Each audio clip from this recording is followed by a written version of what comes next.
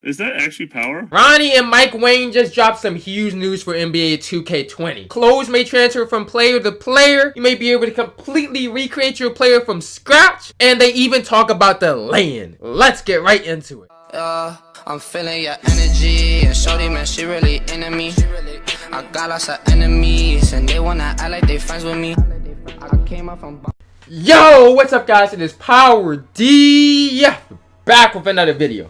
Now, Ronnie in the stream last night was dropping some big news about NBA 2K20, and I actually got some recording clips of it. So what I'm gonna do is I'm gonna show you guys the clip, and then I'm gonna go over, kind of just explain to you guys everything that he was telling us about the game. Also, Mike Wang just dropped some huge news about the badges, the shot contest, the ratings. He's always giving little gameplay tips that we can like learn a little bit more about the game and probably help you with your build. So I'm gonna go over the Ronnie clips, then I'm gonna go over the Mike Wang stuff. But let's get into it. We didn't actually make a big deal out of that. Somebody just asked, will clothing transfer to all players? And my understanding is that, yes, it will.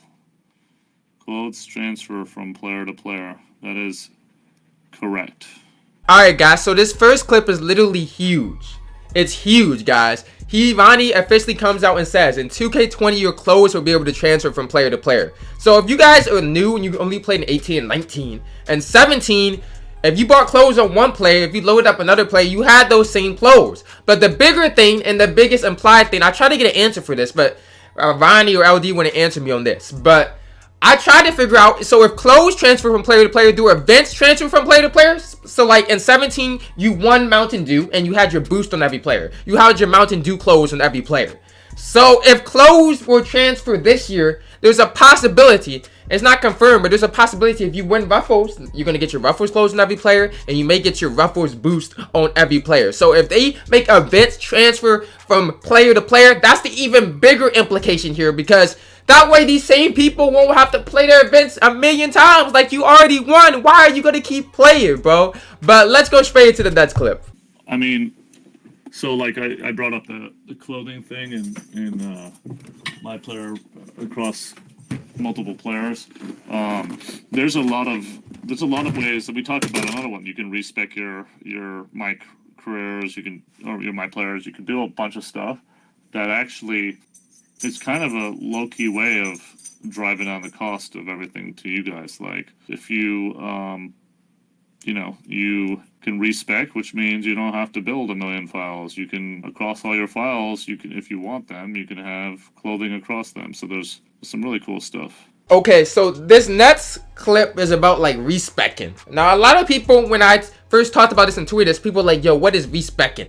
So what I'm literally gonna do is I'm gonna put the definition up here for you guys so you guys can understand. So respec. Respec is slang for respecialization and refers to a game feature that allows player to partially or completely relocate the points they have spent in various skills, talents, attributes, feats, or other character values. Now, the big question is, what is the extent of this? Like, how far does it go? But you hear Ronnie in the clips, he like implies that almost that you won't even have to make a new player. He said it's a way of driving down costs and saving money, because how he's making it sound like in the clip is like, you make one player and you can just switch it and you never have to make a new player. If that's true, that's going to be so big. And we need to hear more about like this respecing process, what order you can change. We know you can change the badges, so like we heard about that from Mike Wang. But if you can just change your attributes at any time, can you change your potential like you did in the My Player Builder? If you can do everything, then that's going to be so big for 2K. That's going to transform everything. It literally is. So let's go to the next clip. He's talked a little bit more about it in this clip. I think you can respec as many times as you want. I don't know how deep the respec is. Like, I don't know if you can change. I'm pretty sure you can change positions. Don't quote me on it, but pretty sure you can change everything. Okay, guys, so that clip is where it really starts to get crazy. He talks about the respec, and he says you can respec as many times as you want, so you can just keep recreating your player over and over again. And then he says you can respec probably, he didn't say, don't quote me on it, but he pretty much said you can respec your position. So if I'm a center, can I just respec and be like, you know what, I don't want to be a center, I'm just going to change it to a point guard? Like, how does that even work? This respec system is sounding crazier and crazier. And then he goes on just to say everything. So is that like I can change my wingspan? I can change my weight if I'm feeling like, oh, I made my player too high of a weight. I can just put the weight down. If I'm 7 feet, I can be like, you know what? I want to be 6'5". I can just put down the height. Like, there's so many possibilities. I'm like, I know this sounds like so crazy. Like, I almost don't believe it. Like, I know he said it, but it's like, is he capping? Like, what do y'all think, chat? What do y'all think? I said chat when I made my video, but what do y'all think? Comment below if you guys think he's capping. Is he telling the truth? Is he lying? Like, it almost sounds unbelievable. Like, 2K is gonna just allow us to change our players at any time. There's gotta be a VC for price for this, guys, because I don't believe they're just gonna let us freely change our players. They're gonna have to be like, you know what, 200k VC and you can respec, like, because it's literally sounding out of this world crazy, like the amount of customization we may be able to do on our player. So comment what you guys think the respec system is gonna be like below, but let's get right into the next clip. People are asking about delaying. We definitely made some strides in trying to fix that. A lot of it's like switching servers, all that stuff. But we made an effort. Now, is every case of it gone? I don't know if I could conclusively say that, but I know that we really made an effort to fix it. So hopefully we did.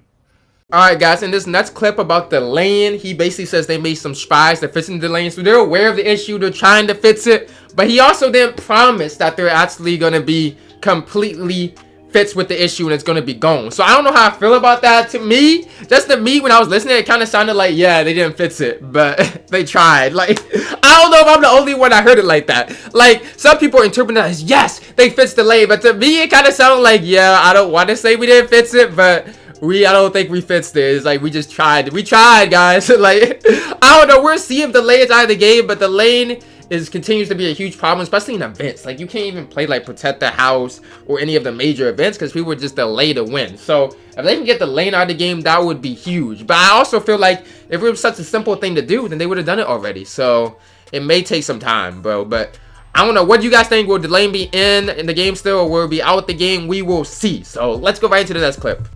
Again, somebody just asked, when can we expect the part trailer? We're still in edits on that.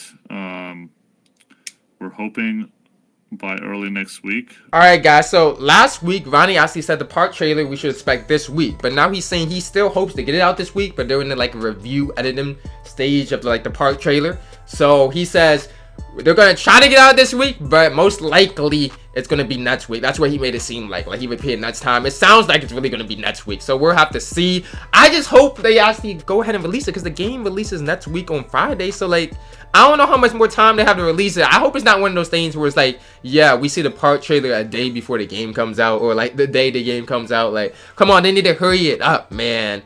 But that's done with that clip. Alright guys, so that's most of the information from Ronnie's stream, but I want to get straight into the Beluba tweets because he dropped a ton of info.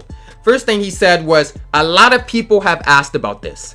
Since we removed the shot contest rating, in NBA 2K20 we look at your interior or perimeter defense ratings depending on where the shot is taken. So basically, if your interior defense is what your shot contest in the paint, and your perimeter defense is your shot contest outside of the paint. So that's how shot contest. A lot of people are worrying about like how that would affect it. But the key thing, and this is something I was telling people, somebody asked basically about, with that said, Beluba, how important is height and wingspan as it relates to shot contest? Should we focus more on our defensive ratings, like the perimeter defense and inside defense, than the height and wingspan? And he said, Mike Wang said, they're all pretty much equally important.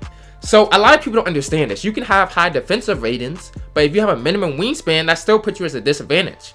Or if you're really short, like if you're 5'7", even if you have high defensive ratings, you're not going to play good defense. So what I think it's important for people to understand is you need the height and wingspan too. Like, those things matter. You can't just dismiss them as not counted. So someone also asked, at Beluba, how much of a negative penalty does steady shooter have on open shots? And Mike Wang said it's directly inverse of the bonus you get against covered shots. The more you trend towards taking contested shots, the higher you should probably upgrade the badge. If you rarely ever take contested shots, you don't want this badge at all. Okay, so now so it's basically the exact, okay, so basically the same bonus you get for shooting contested shots is the penalty you get for open shots. That's, now that I think about this badge, the more he talks about it, the more I just hate the steady shooter badge, bro. Because he's basically saying It's only for people that shoot terrible shots. Like, when am I gonna purposely shoot a contested shot? I don't do that. So, it's like I don't even need the steady shooter badge. The more he talks about that badge. So, he kept answering a ton of questions. So somebody said, so does that mean a 6'10" power forward with low perimeter defense will contest 3-point shots less than a 6'2" guard with high perimeter defense? And he said, Mike Wang said, should be a wash because of the advantage of the taller player's height and reach. So this is exactly what I was saying before. With like, yeah, you can have low perimeter defense, but if the height and the wingspan is going to help you a lot. And I feel like that's key. Some people, like a lot of people in this game, when they're making the players, they key in on these ratings so much and they forget, okay, yeah, I got a high rating, but I had to put my wingspan down minimum. I had to put my height way down, but those things are going to hurt you too. So he kept saying a lot of other stuff. I'm not gonna lie, there's a ton of more information right here. So he also went on and he was talking about like the off dribble, because there's no off dribble to upgrade or anything like that, like for shot creators or anything. So somebody said, at Baluba, how does shoot off dribble work? And Baluba said, we look at your base shot rating, so close, mid, 3-point, depending on where you're shooting from, and knock down your base shot percentage if you're shooting off dribble. Difficult shots will then offset that hit and bring your percentages back up depending on what level you have. Now, I like this because before there was this weird system in 17, 18, and 19 where you could be a better off-dribble shooter than you were just shooting standing. And that's just unrealistic. Nobody's like that. Nobody fades away and shoots better than just standing wide open and shooting. So basically, what like it is now is like your normal shooting ratings, but you get punished for shooting off dribble. So everybody's a worse off dribble shooter than they are a normal shooter. But if you have difficult shots, then you can be just as good of an off dribble shooter as you are shooting normally. So that's how it should be. I like that system, to be honest. I really like what he's saying there. I don't know if I explained it well to you guys, but I really like the new thing they're doing. So this is about pro dribble moves. This is big. This is big. So he said, so before yesterday he tweeted, you need so somebody said, Epiluba, at what ball handling attribute can I speed boost? Is it like 2K19 where it's 86, or is it different? Also, does the first step badge have anything to do with it? So because a lot of people were like, yo, speed boosting doesn't even exist. I saw somebody comment that last video, and he said you need 86 speed with ball for tier 3 first step. Speed with ball is 70% speed and 30% ball handling. Quick first step makes all your launches quicker. So you still need the speed with ball, but quick first step is just gonna make your launches a little bit quicker. But it's like you know what I'm saying. You still need that speed with ball, that 86 speed with ball. And someone else said, I'm not even worried about speed boosting. Can you confirm by what rating you get pro dribble moves? As a small forward, I don't expect elite, so I just want to know. And Mike Wang said, you need to be 65 overall and 70 ball handling to unlock pro dribble moves. So for a lot of people, and this applies to my man Supreme. Like I remember my guy Supreme, he used to go off on his sharp, like he used to do like the pro dribble moves all the time. He didn't have the elite, but he had the pro dribble moves, and he was really good with those. So if you get those 70 ball handling, you can still do those pro dribble moves this year. It's the same exact rating as it was last year, and that's a lot of the key attributes you need to know, because you have a 69, it's like you can't do those pro dribble moves. So I feel like this info should be in the game, guys. You know what I mean? It literally should be in the game. And he also talked about stamina. A lot of people were complaining about stamina. He said, stamina in NBA 2K20. We want people to think of sprinting as a resource instead of mindlessly holding the sprint trigger all game long. Pick and choose your spots to explode and then lay off the trigger. This goes for offense and defense, with and without the ball. There's something I notice a lot too. Like I would just hold down. I'm so used to holding the trigger, right trigger and turbo and everywhere. It's like my stamina would be going so quick. So it seems like you got to get used to just like not holding down the RT and just moving without the right trigger this year at least. Okay guys, so if you guys haven't heard about the quick draw, a lot of people were complaining about quick draw because you can't adjust your release speed this year. It's just how much you upgrade quick draw is going to affect how fast your release speed is. So Hall of Fame will be like a very quick jump shot, and bronze or no quick draw would be like your jump shot will be slower, depending on no matter what jump shot you choose. Like there's no fast, slow jump shots. It'll be how fast and slow depending on that badge. So somebody was mad and they said, remove quick draw, please. There's really no point of it being a badge at Baluba. And Mike Wang kind of explains why they have it. He said, being able to get your shot off quickly is an asset. We want it to cost you something, or else everyone will be able to do it regardless of their build choices. And I think that's going to be huge. And a reason, and this is something I talked about a little bit before, but I think it's going to be huge for non-shooting archetypes. So let's say I make a lockdown, and I basically last year, if you made a pure lockdown or you made like an inside build, you could still shoot. Now, these builds get like a 40 or 53 pointer this year. But the bigger hit is going to be, not only do they get a 40 or 53 pointer, but they don't have quick draw, or they can't upgrade quick draw high. So they're going to have a really slow jump shot, and they're going to have a low rating. Now I think that's going to destroy the inside build for shooting. I don't think we're going to see pure lockdown or any build without shooting in their build shooting this year. And that's how I really think quick draw is going to have a huge difference that nobody is really thinking about.